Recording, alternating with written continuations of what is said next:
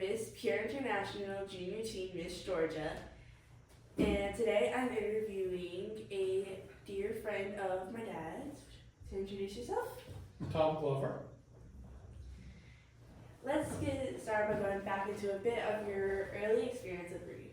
Did you have access to books as a kid? I did. We had this wonderful thing called the Bookmobile. Didn't have a library close by, but the Bookmobile was kind of a library on wheels that came into my little small town and brought reading and good stuff to read every summer. That's interesting. Early exposure can shape so much. What was your favorite childhood book and why?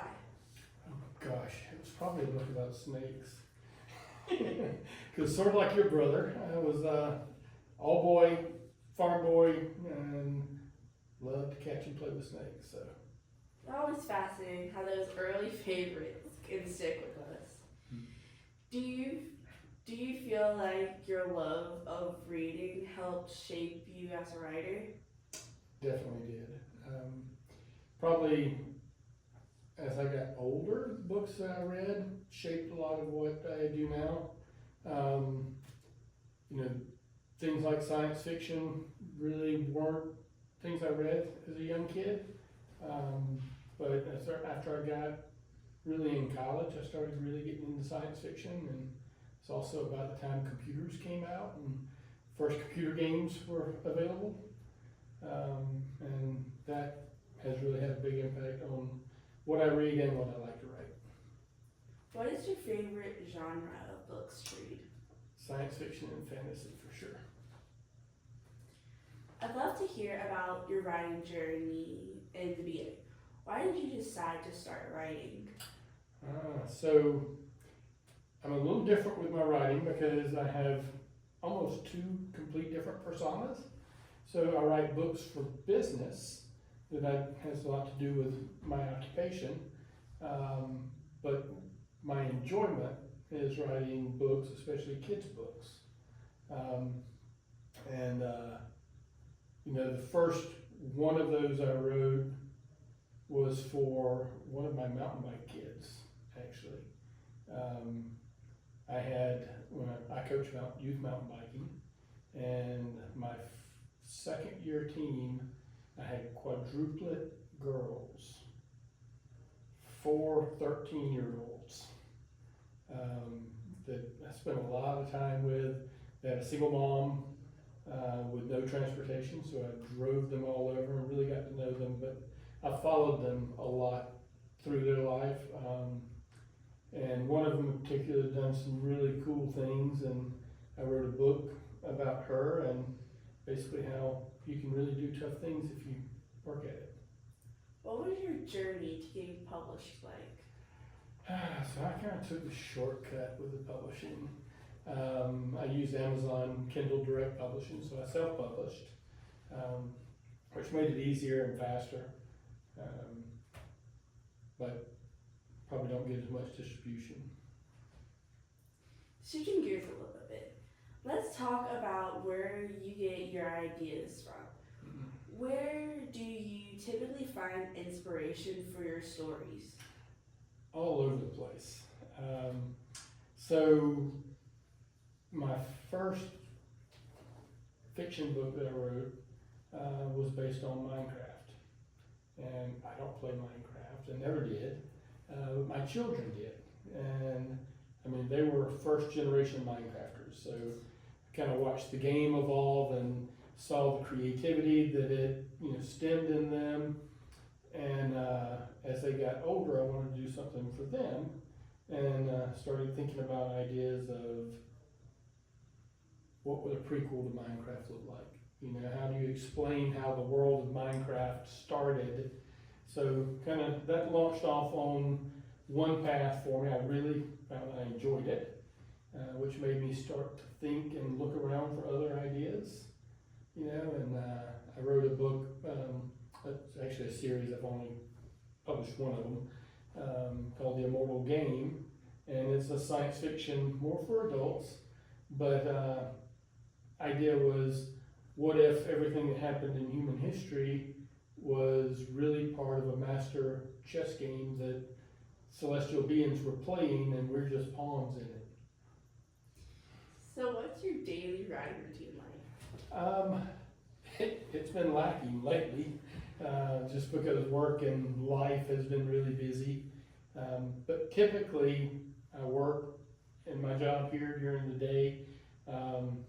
Sometimes in the evenings, I'll sit and get on the computer and work on fleshing out ideas and thinking through things. But I also travel for work a lot, so that's a way for me to use a lot of my time when I'm traveling. Staying in hotels, I don't have my family there, so spend that time writing. Of course, writing isn't always easy. So how do you handle writer's block or creative slumps?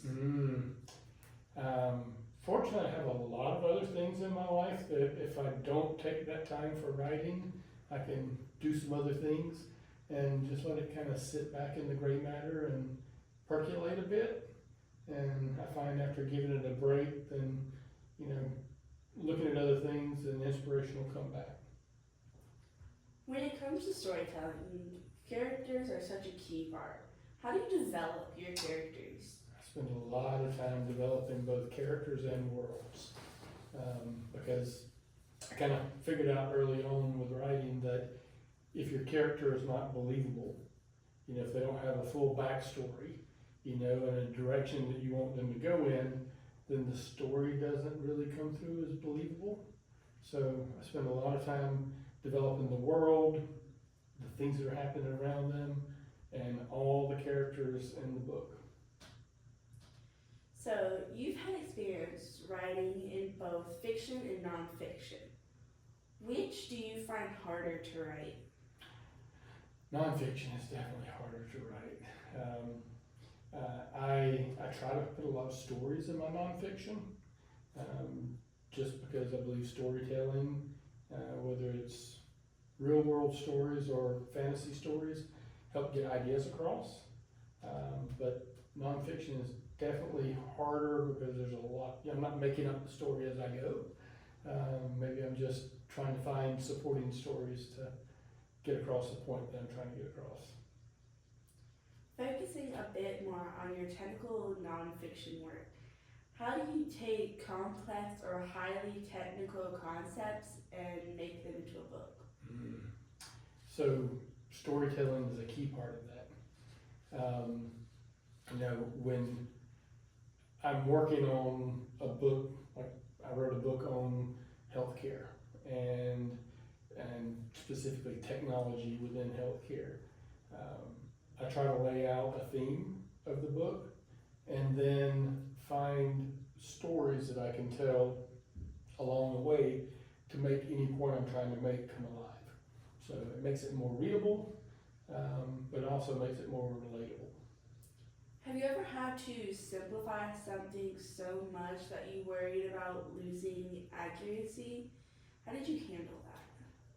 That is tough, and I think that's probably one of the hardest things about writing business books, especially because I've got my most recent business book that I wrote is around technology, artificial intelligence particularly, but the idea that it's really important for companies to keep the human at the center of what they do, not try to automate away the soul of the business. And there's a lot of concepts that I put in there that are really complicated, and trying to write a book for really 6th or 7th grade reading level. Not saying that business executives aren't smart, but they're busy, so you have to make ideas be really concise, really simple to grasp, or you lose them pretty quickly. In fast-changing fields, staying current is a challenge. How do you keep your work relevant and up to date? Yeah, that's good. Those are good questions. Things do change quickly. A lot of what I try to do with my books is make things talk about concepts that are a little more timeless. The book I wrote on healthcare compliance, we are looking at doing a new version of that, 'cause some things have changed with the law. So part of it's me personally having to stay up to speed with what's going on, and then think about ways that impacts what I've already written, and, you know, maybe I need to write a new revision. Let's talk about some specific moments from your writing experience. What's the hardest scene you've ever written? Oh gosh, the hardest scene, I think it's in the book I was talking about, Immortal Game, where we're talking about these celestial beings that are controlling things, and the humans in the story figured this out, and it gets into things like quantum physics and scenes where I've got players that are jumping around through time and trying to keep an overarching timeline working when it's going from future back to Einstein, you know, back to Benjamin Franklin, and all these different things in between. That was really tough, and took a lot to keep it all straightened out and not get myself tied into a corner. Writing often teaches us things we don't expect. What's the most surprising thing you've learned while writing? How the stories take on a life of their own. You know, a lot of times I'll start with an idea and start working through it, and by the time I get through the end, it's way away from where I first thought I was going to go with it. And for someone who comes from a technical background where there's typically a straight line from point A to point B, that one was a little hard to wrap my head around. What do you hope readers take away from your work? You know, I'll talk a little bit about my fiction series and Mira and the whole Minecraft world. Part of what's behind that is Mira is a young lady who has to learn that she can do much more than she ever thought she could do. You know, and that for me is a message. I've been coaching for about 15 years now, and boys are typically pretty easy. I mean, just because they've been taught all their lives that they can go do, they gotta be the man of the house and all that. My young ladies are stronger than most of my boys, and part of my job is just to help them see that. What's the best advice you've received?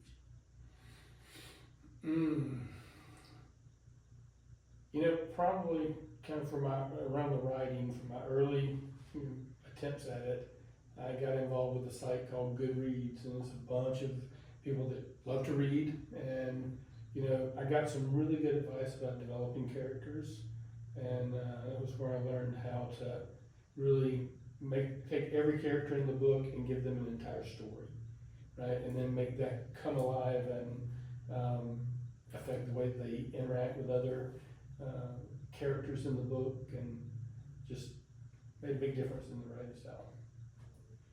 What questions do you wish people would ask but never do about your books? You know, maybe it's the why. You know, why would I choose a 9-year-old girl to be the heroine of a book and do all those great things? Like I said, the why was pretty simple. I think it's a message that needs to be relayed a lot more frequently, that young girls have every opportunity in the world, and they're a lot stronger than they think they are. Well, thank you so much for letting me interview you. Is there anything else you would like the viewers to know? Look me up on Amazon. Alright, thank you. Bye.